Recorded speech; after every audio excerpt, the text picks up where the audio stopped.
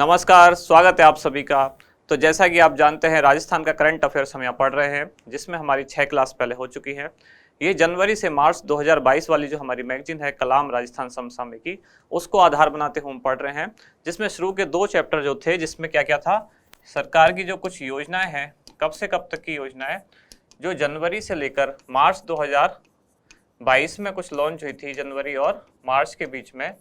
तो ऐसी कुछ योजनाएं, कुछ सरकारी नीतियां, कुछ कार्यक्रम या कोई चर्चित स्थान, ऐसा कुछ रहा। तो ऐसे शुरू के इसके 2 चैप्टर इस मैगजीन के हम कर चुके थे। पिछली क्लास में हमने तीसरा चैप्टर स्टार्ट किया था, जिसमें क्या था, पुरस्कार और खेल खिलाड़ी। उसमें पुरस्कार में काफ़ी कुछ हमारे कल हो गए थे, कुछ बाकी के आज की क्लास में है, और इसके बाद फिर रह जाएंगे खेल और खिलाड़ी। लेकिन ये खेल और खिलाड़ी कब से कब तक से संबंधित हैं, वो जनवरी से मार्च 2022 तक है। ये पूरा 1 साल का नहीं है। इसके बाद जो अगली मैगजीन आएगी फिर उसमें आगे इसी को कंटिन्यू करेंगे। तो शुरुआत करते हैं फिर आज की क्लास का पहले क्वेश्चन के साथ। क्वेश्चन क्या है, निम्नलिखित में से किस जिले को उसके अभियान सिलिकोसिस केयर के लिए राष्ट्रीय ई गवर्नेंस अवार्ड प्रदान किया गया। 2 चीजें यहाँ खास ध्यान देने वाली हैं, एक तो ये सिलिकोसिस और दूसरा राष्ट्रीय ई गवर्नेंस अवार्ड। इससे मिलता जुलता एक अवार्ड हमने कल पढ़ा था, जो था राजस्थान ई गवर्नेंस अवार्ड। तो ये राजस्थान वाला ई गवर्नेंस अवार्ड ये किसको दिया गया था, तो कल की क्लास में हमने पढ़ा था, ये दिया गया था डॉक्टर ओम प्रकाश।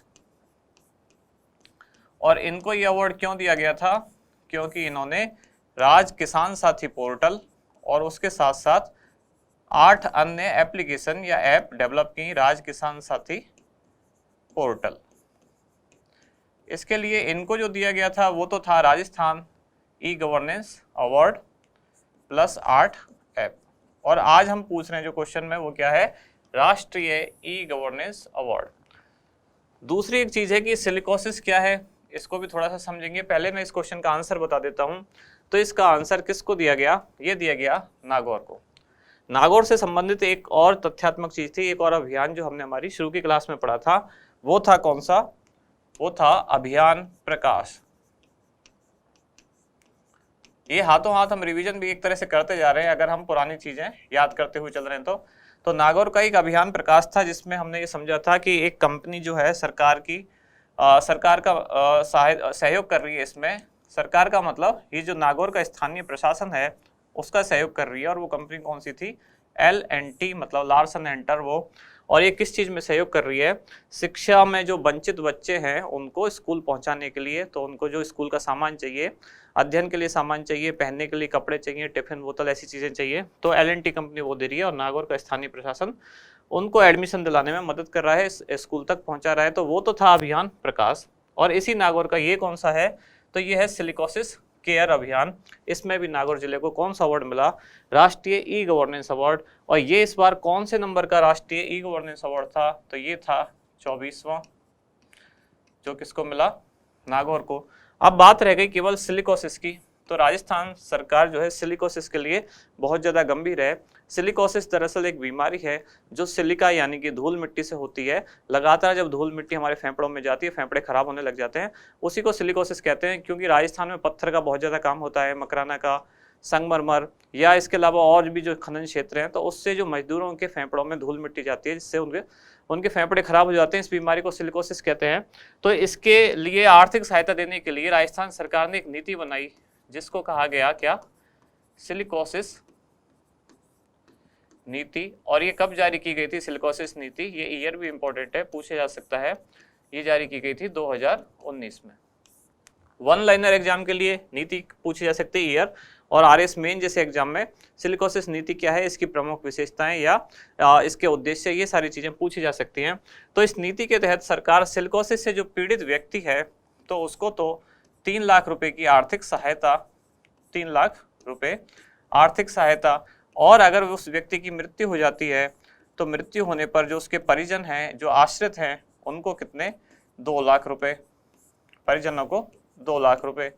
और इस व्यक्ति के जिसकी मृत्यु हुई उसके अंतिम संस्कार के लिए सरकार देती है 10,000 रुपये। कब किसमें, ये है सिलिकोसिस नीति में शामिल। साथ ही सिलिकोसिस से पीड़ित व्यक्ति की मृत्यु होती है तो उसकी जो विधवा महिला है, पत्नी है जो, उसको भी सरकार आर्थिक मदद देगी और उनके जो बच्चे होंगे उनको पालनहार योजना के तहत फायदा पहुंचाया जाएगा। ये सिलिकोसिस नीति है जिसको हमने सुजस वाली क्लास में डिटेल में पढ़ा था।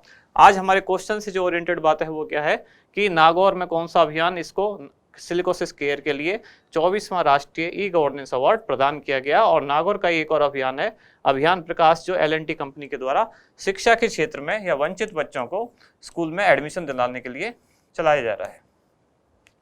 ठीक है, बढ़ते हैं आगे अगले क्वेश्चन की तरफ। अगला प्रश्न क्या है, नैनो इनोवेशन अवार्ड 2022 के लिए इनमें से किसे चुना गया है।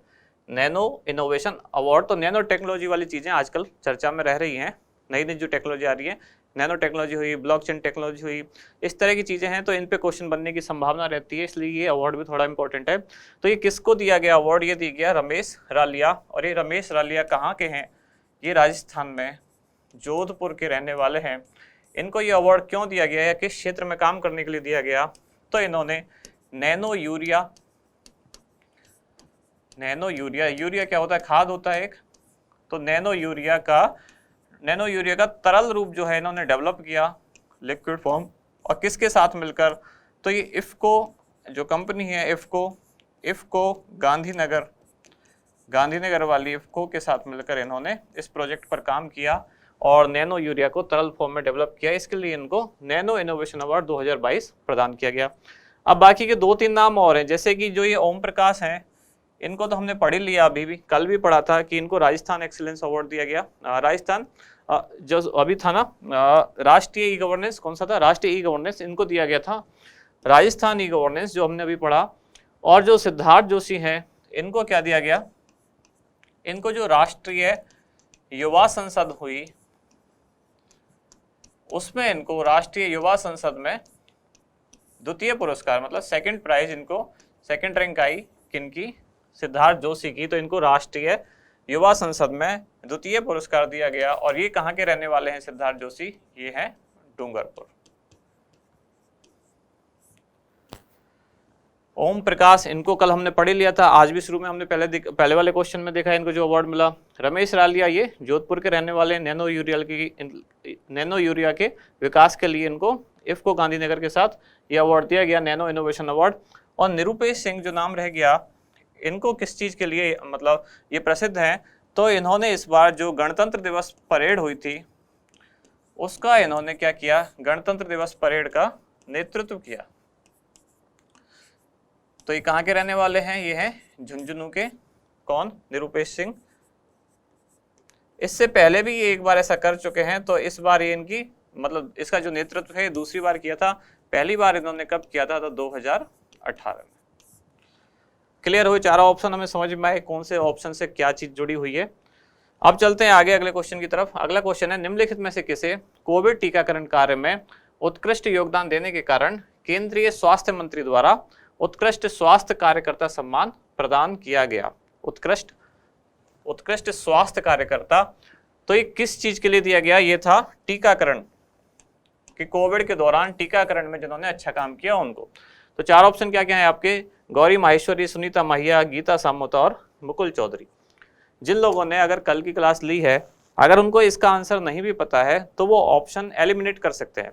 वो ये देख सकते हैं कि अच्छा ये वाला आंसर तो नहीं है। जैसे गीता माहेश्वरी, कल हमने पढ़ा था, गीता माहेश्वरी को प्रधानमंत्री राष्ट्रीय बाल पुरस्कार दिया गया, 2022 वाला राष्ट्रीय बाल पुरस्कार, ये हमने कल पढ़ा था 2022। और किस श्रेणी में दिया गया इनको, कला व संस्कृति।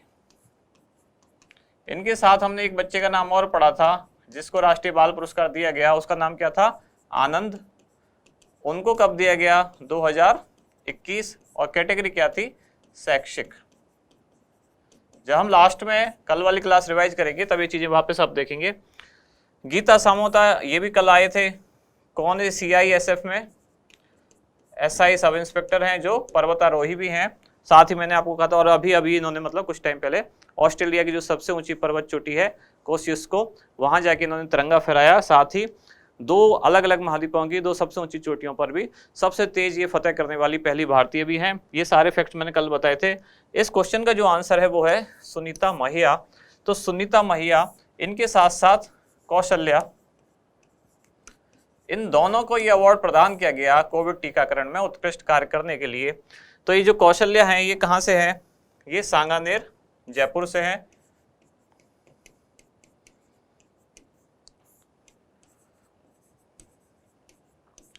और दूसरे इनमें जो है सुनीता महिया, ये कहाँ से हैं? ये मकराना। तो मकराना कहाँ है? नागौर। अब चौथा ऑप्शन, इसमें जो चौथा नाम रह गया ये मुकुल चौधरी। ये कौन है? तो राजस्थान के आईपीएस ऑफिसर हैं पंकज चौधरी, ये उनकी पत्नी है।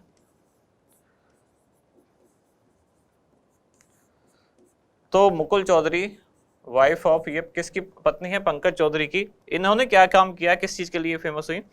तो जो ऐसे मजदूर हैं जो मैला ढोने के लिए या जो गटर को क्लीन करने के लिए गटर के अंदर उतरते हैं, तो इन्होंने उनके लिए राजस्थान हाई कोर्ट में एक याचिका लगाई कि गटर में ऐसे अंदर उतरना एक मानवता के खिलाफ है, जैसे मतलब उनका एक तरह से शोषण है। तो हाई कोर्ट ने इस चीज़ को रिकॉग्नाइज किया। ये 2020 की बात है। तो 2020 में इन्होंने एक PIL लगाई, मतलब जनहित याचिका लगाई, और हाई कोर्ट ने फिर इनकी याचिका के बाद ये निर्देश दिया कि अब कोई भी व्यक्ति गटर में अंदर नहीं उतरेगा। इसके लिए इनको अवार्ड भी दिया गया, इसलिए ये जानी जाती हैं कौन? मुकुल चौधरी। अब चलते हैं आगे अगले क्वेश्चन की तरफ कि वर्ष 2022 का Hasrat Jaipuri award for contribution in cinema ये किसे प्रदान किया गया? सईद कादरी, चंद्र प्रकाश द्विवेदी, रामदयाल शर्मा या मधु काकरिया? तो फिर मैं वही बात रिपीट करूंगा। कल की क्लास जो अगर किसी ने देखी है उसमें ये सारे ऑप्शन थे, तो आपको ये पता चल जाएगा कि आंसर कौन सा नहीं है। तो जब हमारी सबसे पहली क्लास हुई थी उस दिन भी मैंने ये बात कही थी, कुल मिला के 30-40 लोग ही होंगे, बहुत से ज़्यादा, जो बहुत ज़्यादा फेमस रहे पूरे साल भर। तो आप ऑप्शन में भी वही नाम देख पा रहे हैं, बार बार वही नाम घूमते रहेंगे। ऐसे ही आपके पूरे जो एक साल का करंट होगा उसमें वही 15, 20, 30 ऐसे कुछ नाम होंगे। तो आपको बार बार पढ़ने से या वीडियो देखने पर एकदम टिप्स पे हो जाएंगे। जैसे कि चंद्र प्रकाश द्विवेदी और रामदयाल शर्मा, इन दोनों को क्या मिला था? पद्मश्री।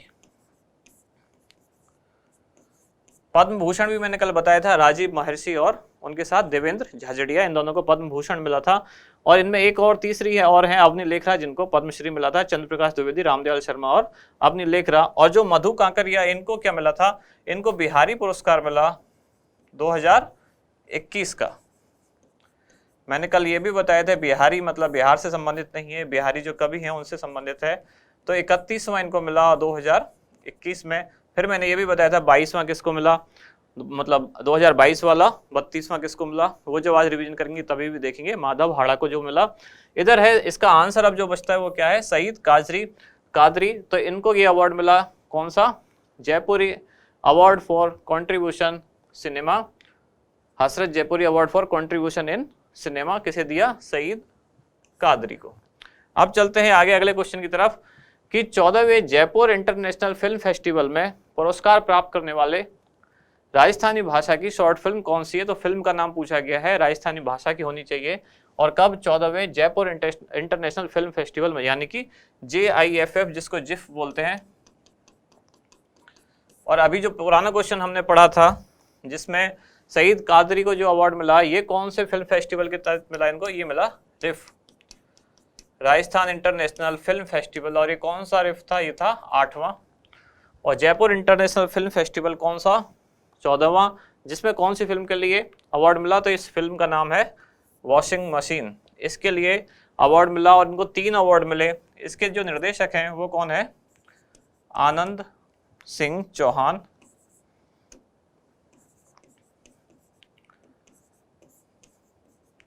ये फिल्म किससे संबंधित है? तो कन्या भ्रूण हत्या या बालिका वध उससे संबंधित है। ये फिल्म थी, शॉर्ट फिल्म थी।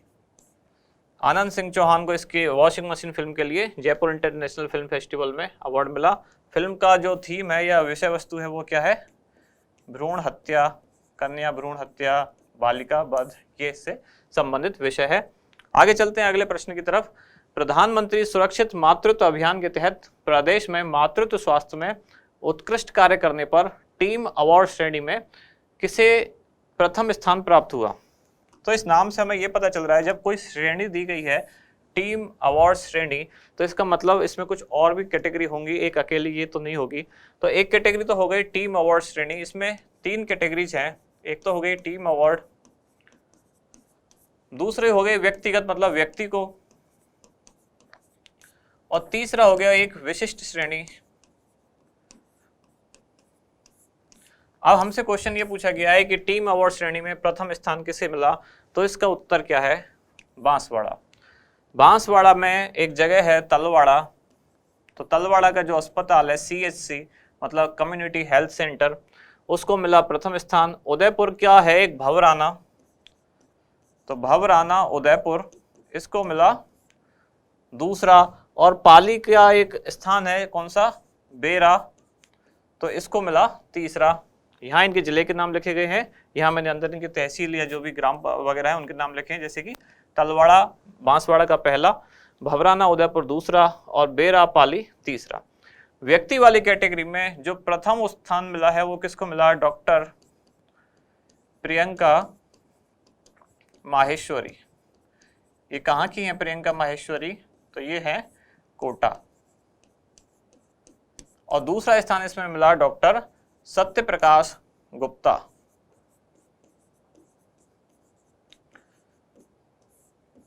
तो सत्य प्रकाश गुप्ता को दूसरा, ये कहाँ के हैं, ये हैं 12।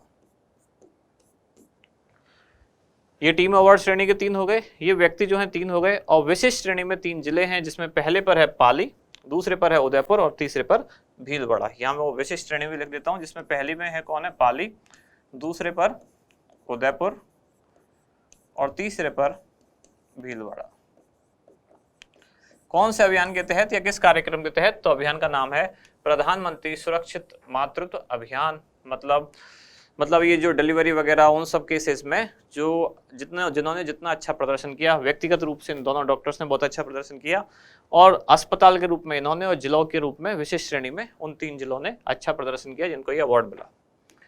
अब चलते हैं आगे अगले क्वेश्चन की तरफ। निम्नलिखित में से किसे राष्ट्रीय सुरक्षा पुरस्कार खनन वाली कैटेगरी में प्रदान किया गया है, तो ऑप्शन है Rajasthan state mines and mineral limited, Barmer lignite mining ONGC, और डी ऑप्शन है ए तथा बी दोनों। तो यही इसका आंसर है, ए तथा बी दोनों। Rajasthan state mines and mineral limited, इसको दिया गया था 2019 और 2020 के लिए।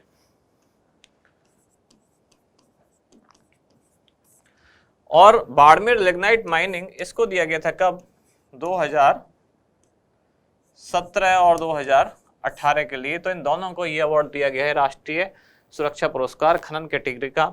और ये पुरस्कार कौन प्रदान करता है, तो भारत सरकार का केंद्रीय श्रम एवं रोजगार मंत्रालय।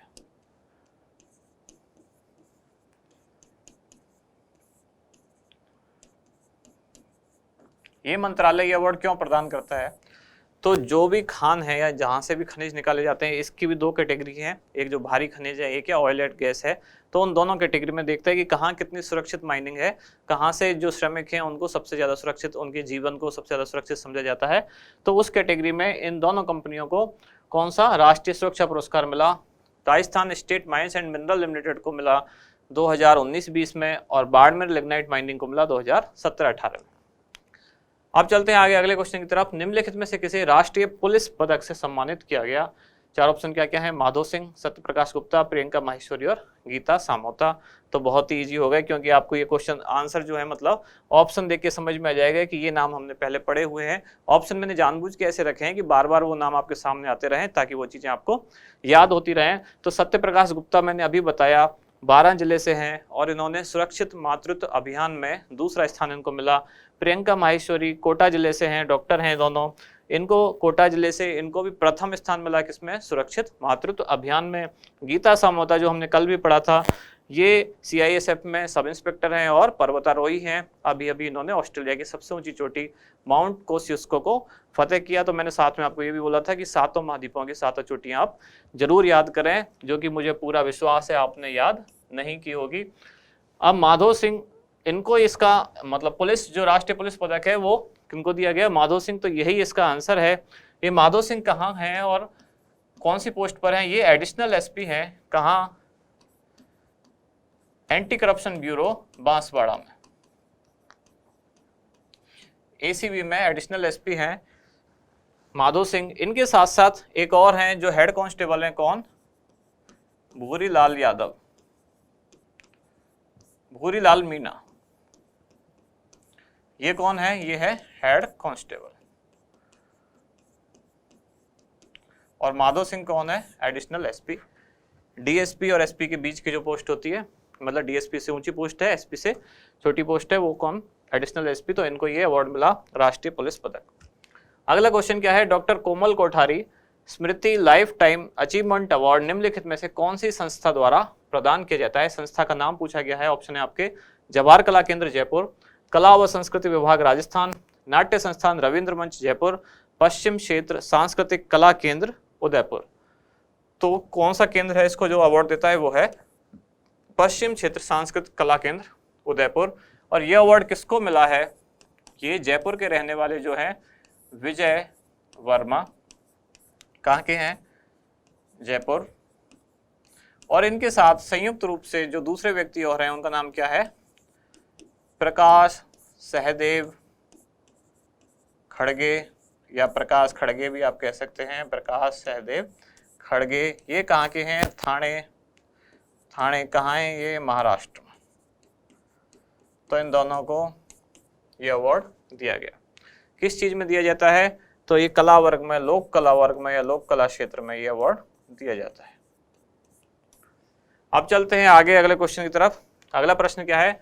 निम्नलिखित में से किसे Indian smart forum innovation award 2020 से सम्मानित किया गया?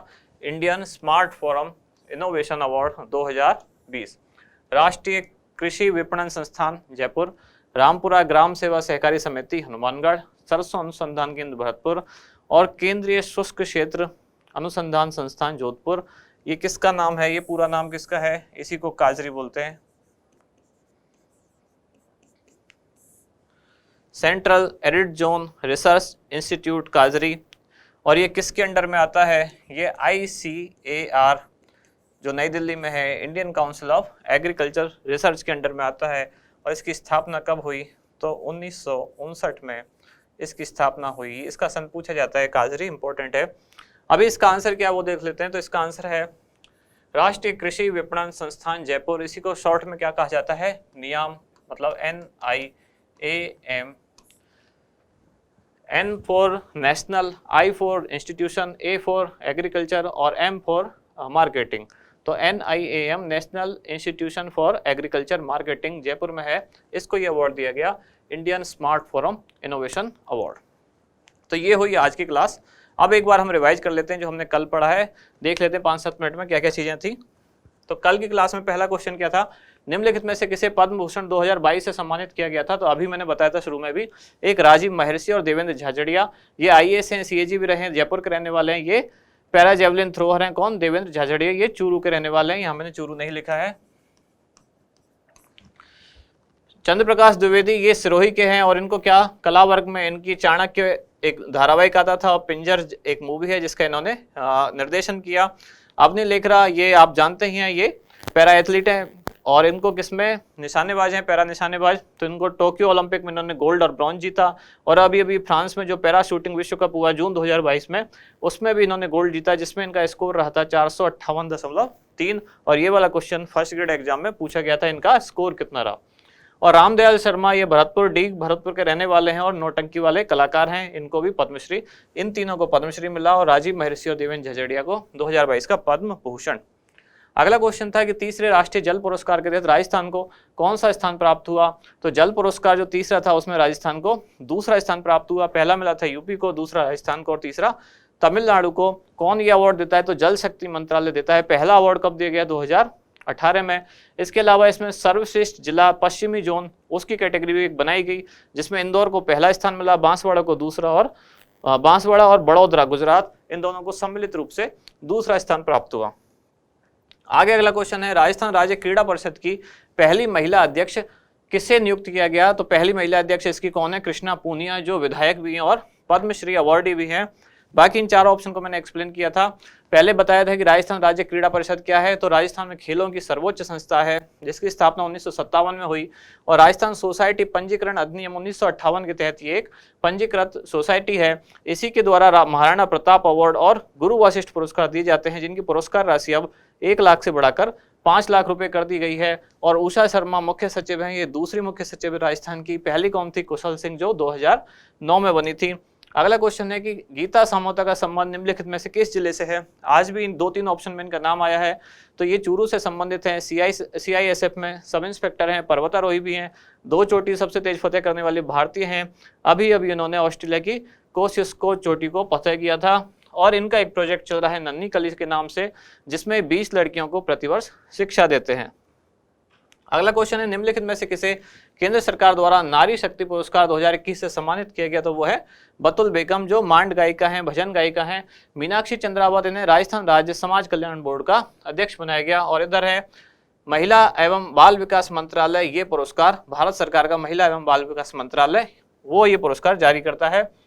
निम्नलिखित में से किसे 20 सूत्री कार्यक्रम का उपाध्यक्ष नियुक्त किया गया है? तो कल मैंने आपको एक बात बोली थी, जो लोग RS एग्जाम को लेकर टारगेट कर रहे हैं उनको आर्थिक समीक्षा का पेज नंबर 194 जरूर पढ़ना है। वहाँ 20 सूत्री कार्यक्रम पूरा डिटेल में दिया हुआ है। 20 सूत्री कार्यक्रम कब शुरू हुआ? पहली बार 1975 में, फिर 1982 में, फिर 86 में और फिर 2006 में। तो जो अभी चल रहा है वो 2006 से शुरू है, जो 1 अप्रैल 2007 से लॉन्च हुआ माना जाता है। तो चंद्रभान सिंह इसका आंसर है, जो इनको कैबिनेट दर्जा भी दिया गया है। इनके अलावा 2 लोग और हैं, जैसे रामेश्वर डूडी और ब्रजकिशोर शर्मा, इन दोनों को भी कैबिनेट दर्जा दिया गया है। रामेश्वर डूडी को एग्रो डेवलपमेंट बोर्ड का अध्यक्ष बनाया गया और ब्रजकिशोर शर्मा को खाद्य एवं ग्रामोद्योग बोर्ड का अध्यक्ष बनाया गया। अमीनुद्दीन कागजी को हज कमेटी का अध्यक्ष बनाया गया, और राम लोभाया को राजस्थान में जहां नए जिलों की डिमांड हो रही है तो उसके संबंध में अध्ययन करने के लिए कमेटी का अध्यक्ष बनाया गया है। अगला क्वेश्चन था, राज्य सरकार ने प्रतियोगी परीक्षाओं को सुचारू रूप से आयोजित करने हेतु किसकी अध्यक्षता में उच्च स्तरीय समिति का गठन किया गया है? तो जो कॉम्पिटिटिव एग्जाम है उनके लिए जो कमेटी बनी है उसके अध्यक्ष होंगे जस्टिस विजय कुमार व्यास। महेंद्र कुमावत इस कमेटी के सदस्य हैं, जो RPSC के पूर्व चेयरमैन हैं। इसके अलावा शासन सचिव जो होंगे कार्मिक विभाग के, वो भी इसके सदस्य होंगे, वो मैंने यहाँ लिखा नहीं है। दूसरे सदस्य कौन होंगे इसमें? शासन सचिव कौन से विभाग के? कार्मिक विभाग के, वो भी इसके सदस्य होंगे।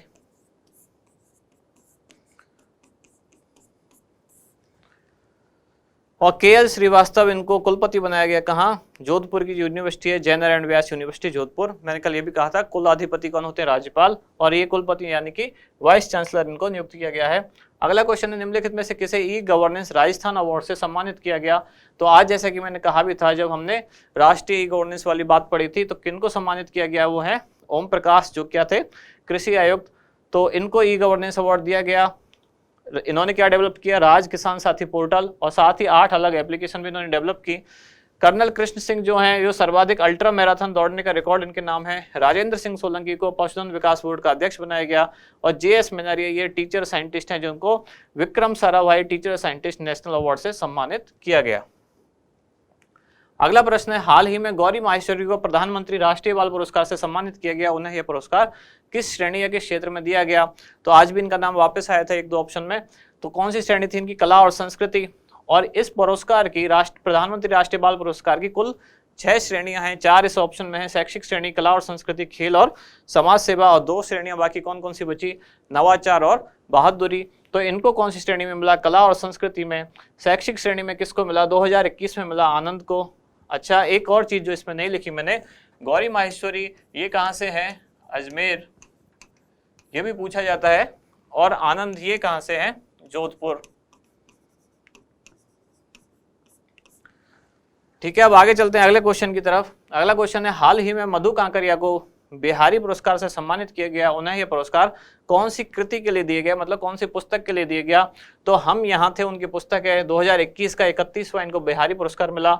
और इसमें जो थीम है इस किताब की, इस उपन्यास की, वो है झारखंड के आदिवासी। और ये पुरस्कार किसके द्वारा दिया जाता है? KK बिरला फाउंडेशन द्वारा 1991 से शुरू किया गया, और राजस्थानी लेखकों को ये पुरस्कार दिया जाता है। संस्कृति सनातन दीठ, ये पुस्तक किसकी है? भंवर सामोर की। इसके लिए इनको साहित्य अकादमी पुरस्कार मिला 2021 का। मुक्ति किसकी पुस्तक है? मीठेश निर्मोही की। 2021 के लिए इनको भी साहित्य अकादमी पुरस्कार मिला। इन दोनों को राजस्थानी भाषा का साहित्य अकादमी मिला। और पंचरंग चोला पहर सखीरी ये माधव हाड़ा की पुस्तक है, जिसको 2022 में 32वां बिहारी पुरस्कार मिला। तो ये खत्म हुई दोनों दिन की क्लास। पहली हमारी जो आज की रेगुलर क्लास थी और दूसरा कल वाली जो क्लास थी उसका रिवीजन था। अब एक खास बात यह है कि अब इन क्लास में हमारा जो पुरस्कार वाले पोर्शन है वो लगभग कंप्लीट हो चुका है। अब नेक्स्ट क्लास से क्या स्टार्ट होगा, खेल खिलाड़ी, वो भी चीज़ें काफ़ी इंपॉर्टेंट है। आज भी आपने देखा होगा लगातार पुरस्कार किसे मिला, कौन सी कैटेगरी में मिला या कौन सी संस्था द्वारा जारी किया जाता है। तो यही 3-4 कैटेगरी हैं। आप इनको एक बार पूरा पढ़ने के बाद अपनी एक नोट्स में एक टेबल बना सकते हैं। जैसे इधर एक साइड में लिख लेंगे पुरस्कार का नाम, दूसरा कौन सी संस्था द्वारा दी जाता है, तीसरा कौन से वर्ष में दिया गया। तो इस तरह की 2-3 चीज़ें बना लेंगे तो ये सारा पोर्शन आपका कंप्लीट हो जाएगा। तो अब इसके बाद अब 2-3 दिन आपकी क्लास ऑफ रहेगी, दीपावली की छुट्टियां हैं, फिर आप मिलेंगे दिवाली के बाद। तब तक आप भी इन सबको रिवाइज करते रहें, अच्छे से दीपावली मनाएं, अपनी और अपने आसपास वालों की सुरक्षा का ध्यान रखते हुए ढंग से त्यौहार मनाएं। अब मिलते हैं नेक्स्ट क्लास में दीपावली के बाद। आप सभी को दीपावली की बहुत बहुत शुभकामनाएं। धन्यवाद।